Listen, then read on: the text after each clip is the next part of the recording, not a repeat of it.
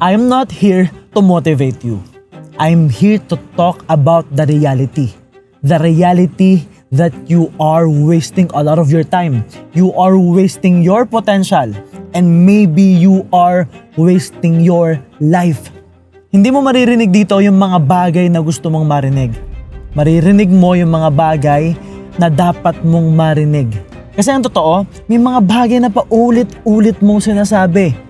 You keep telling yourself, you keep telling other people that you will start your own business, that you will start a new career, you will start your leadership journey, you will start learning something new, maybe look for a mentor. You keep telling yourself that you will work harder, you will create content, you will sell more, you will achieve more, you will do more. May mga bagay na alam mong dapat mong gawin, kaya mong gawin, pwede mong gawin at alam mong makakatulong sa'yo pero hanggang ngayon hindi mo ginagawa. At yung mga bagay na alam mong hindi mo dapat ginagawa, hindi makakatulong sa'yo, hindi practical, and maybe it's out of your way, yun yung mga bagay na paulit-ulit mong ginagawa. Alam mong makakasama sa'yo. So the question now is, why the hell are you doing that to yourself? And this is what will happen. You will scroll in social media. You will be distracted. You will see attractive people dancing, singing, or doing whatever. Something completely unrelated to your goals, your dreams. Or maybe you will look at the results of other successful people na ginagawa yung mga bagay na paulit-ulit mong sinasabi. People who have the guts to take massive action. People who started their own business long ago. You will see their results. And maybe you will compare yourself, you will feel bad about yourself, and you will delay decisions. You will procrastinate. Sasabihin mo na naman sa sarili mo na bukas na lang. Sasabihin mo na naman sa sarili mo na mamaya na lang. Next week na lang. Next month na lang. Hanggang sa maging next year na lang. At hindi mo namamalayan, ilang taon na ang nakakalipas na wala pa rin nangyayari sa buhay mo. Na wala pa rin nagbabago sa buhay mo. And again, you will wake up every morning comparing yourself to other people. Nakikita mo yung success ng iba hanggang dumating sa point na hater ka na. Na sa sobrang inggit mo, sa sobrang insecure mo, nagko-comment ka na ng hindi maganda. Kasi hindi maganda yung naiisip mo lagi. Na they are so lucky, they are so privileged. They all started with capital, meron silang support system, meron silang mayamang na magulang.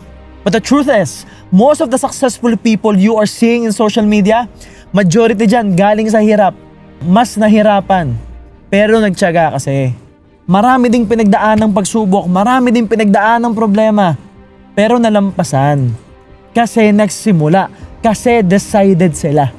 And maybe at some point, meron kang mapapanood na video na tatamaan ka. And yes, pwedeng nasasaktan ka sa sinasabi ko ngayon. Pero yan ang problema sa'yo, di ba? Gagawa ka lang ng paraan kapag sagad na sagad ka na. Kapag dapang-dapa ka na, kapag walang-wala ka na. Gagawa ka lang ng paraan kapag sobrang sakit na. Either you wait, pwede mong hintayin yung sakit eh. Pwede mong hintayin na dumating yung sobrang sakit na pagsubok na magpapadapa sa'yo, or masasaktan ka sa sinasabi ko ngayon, and you will decide right now. And let's just say at some point, because of the videos you are watching, it made you decide. Not a firm decision yet, but just, parang gusto kong yumaman. Parang gusto ko ng kotse, parang gusto ko ng bahay. Parang gusto mo lang. And maybe after that, you will keep watching a lot of videos from mentors, gurus, influencers. Na sikat lang, wala naman talagang negosyo. And the problem is, you will keep hearing contradicting information from these so-called influencers. So ano mangyayari? You will just overthink. You will over-strategize. You will create an elaborate plan. A perfect plan that you will never execute. Kasi hanggang plano lang. Intro boys. Sa una lang magaling. So anong mangyayari? Nag-decide ka ng konti, nag-over-strategize ka, nag-overthink ka, hindi ka nag-take ng action, wala ring nangyari, sisisihin mo pa yung napanood mong influencer. Kasi hindi tumalab sa buhay mo. But the truth is, it will never work if you won't work. You have to work on it. Guys, it's not about us. It's not about me. It's not about the influencer. It's about you. Again, I'm not here to motivate you. Alam mo kung ano magmamotivate sa'yo? Yung totoong sitwasyon mo. Masaya ka ba talaga sa buhay mo? Masaya ka ba sa resultang meron ka? Are you happy with your relationship with your family? Are you happy with your relationship with yourself? Di ba gusto mo ng bahay? Of course! Dapat lang, deserve mo yan eh. Gagamba nga may bahay eh. Nakakita ka na ba ng gagamba gumagapang naghahanap ng mauupahan? Motor, kotse. You deserve whatever you want. The problem is hindi ka naniniwalang deserve mo. Nagmahal ka, binigay mong lahat, pero nasaktan ka lang. Nagtiwala ka sa mga tao, binigay mong lahat. You keep trusting people, giving them everything you have. Your time, your effort, your love. But they kept on betraying you. And you will feel bad about yourself. And you will stop loving yourself. Ang nangyayari, hindi mo makuha yung mga bagay na gusto mo kasi baka hindi mo alam kung ano yung totoong gusto mo. You stopped loving yourself and right now, you wanna tell yourself, pagod na akong masaktan, ayoko na masaktan. Ako naman muna. Gusto ko nang mahalin yung sarili ko. Pero paano mo mamahalin yung sarili mo kung hindi mo kilala sarili mo hanggang ngayon? Yes, I know, it's painful. That is why you must decide right now. Yung totoo, pagod ka na ba sa sitwasyon mo? Pagod ka na ba maging mahirap? Pagod ka na ba na lagi kang nilalait ng ibang tao? Na lagi kang dinadown ng ibang tao? Na ultimo ikaw mismo, dinadown mo na rin yung sarili mo? Pagod ka na ba sa judgment ng ibang tao? Kaya ngayon, ikaw mismo, ginajudge mo na rin yung sarili mo. It's time to stop watching a lot of videos. Yes, I know. I'm uploading a lot of videos every single day. But I don't care. After watching this video, you must stop watching and start doing. Because all I want is for you to become more successful. All I want is for you to move forward. You have to decide now. Kasi kahit gaano karaming videos yung panoorin mo, kung hindi ka magte-take ng action, walang mangyayari sa'yo. For things to change, you have to change. Para may magbago sa buhay mo, kailangan ikaw muna yung magbago. So hanggang kailan ka manonood? Hanggang kailan ka makikinig sa kwento ng iba? Because the reality is, you are not here to listen to all of the stories. You are here to create your own. So yes, I want you to decide right now. Just decide. If you really wanna change, kung nasasaktan ka na sa sinasabi ko, at talagang nasasaktan ka na sa sitwasyon mo, na paulit-ulit na lang yung nangyayari sa'yo, after watching this video, maybe you can start writing your goals. Simulan mo sa maliliit na bagay na gusto mo. Just get paper and write. What do you want? What do you really want for yourself? Maybe you can start with paying the bills, buying a food for yourself, or your family. Or kung lubog ka sa utang, start there. Kung wala kang pinagkakakitaan ngayon, start there. Write it. Set the goal that you will start earning your own money. Write anything that you want. Maybe building a skill. Maybe being part of a community. Kung nahihirapan ka na mag-commute, baka gusto mo ng motor, isulat mo. Mag-research ka. Ano yung gusto mo? Hindi yung kung ano-anong nire-research mo na hindi naman makakatulong sa'yo. Ang i-research mo, ano yung motor na gusto mo? Ano yung coaching gusto mo? Ano yung bahay na gusto mo? Ano yung buhay na gusto mo?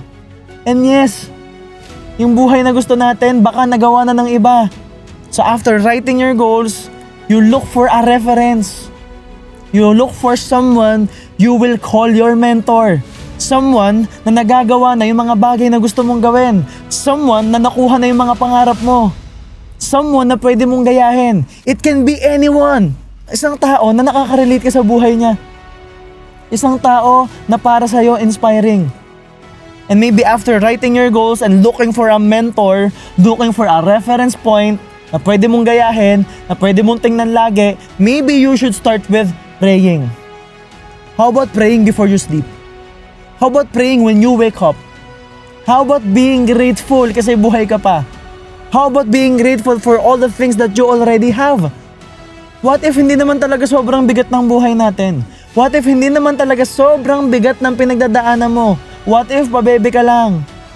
What if hindi lang maganda perspective mo? What if hindi ka lang marunong magpasalamat sa mga bagay na meron ka? Baka naman may pinagkakakitaan ka na. Baka naman may negosyo ka na. Baka naman may trabaho ka na ngayon. Mga bagay na dating pinagpe-pray mo lang. Mga bagay na dating pinapangarap mo lang. Bakit nung nakuha mo, saka ka pa naging ungrateful? Bakit nung nakuha mo, saka ka pa humugot? Maybe you can just be grateful today for the opportunity to learn, to move forward, to do something new. And yes, start planning. I'm not talking about the perfect plan. I'm not talking about a beautiful plan. I'm talking about a plan that you can do. Something doable for you. Yung kaya mong gawin, yung kaya mong simulan. Pwedeng magsimula ka sa maliit. Hindi to papugian, hindi to pagandahan. It's not about looking good.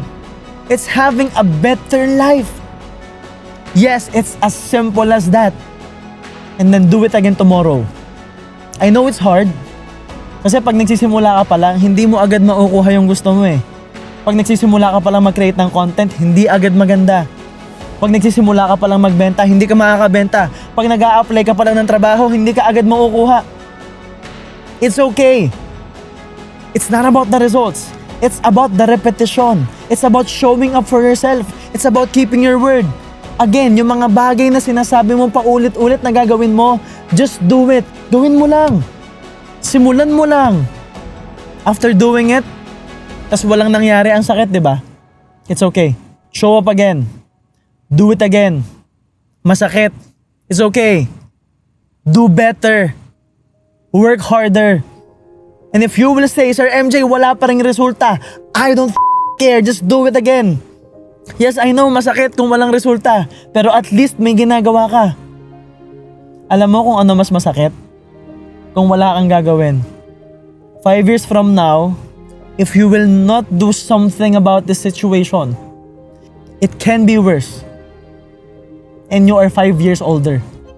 Walang nangyari, na sayang lang yung time mo. But if you will do something now, pagbigyan mo lang ako. Pagbigyan mo yung sarili mo. Just do it over and over. In just 1 year. Yung mga bagay na alam mong dapat mong gawin, kaya mong gawin, pwede mong gawin. Yung mga bagay na alam mong makakatulong sa'yo. Yung mga bagay na gusto mo, the things that you want for yourself. Just do it for 1 whole year. Every single day. And look at the results. I promise you, you will be proud of yourself for showing up every single day. It's not about the money. It's not about the car. It's not about the house. This is about changing your life. This is all about making you proud. Again, just decide right now. And as you take action, look for people like you. Maybe a community that will welcome you. A community of people like you who wants to grow, who wants to change their lives for the better, who wants to build their own business, build their own career, who wants to be successful just like you. Again, just start. Make a firm decision now. I want you to turn someday to today is the day.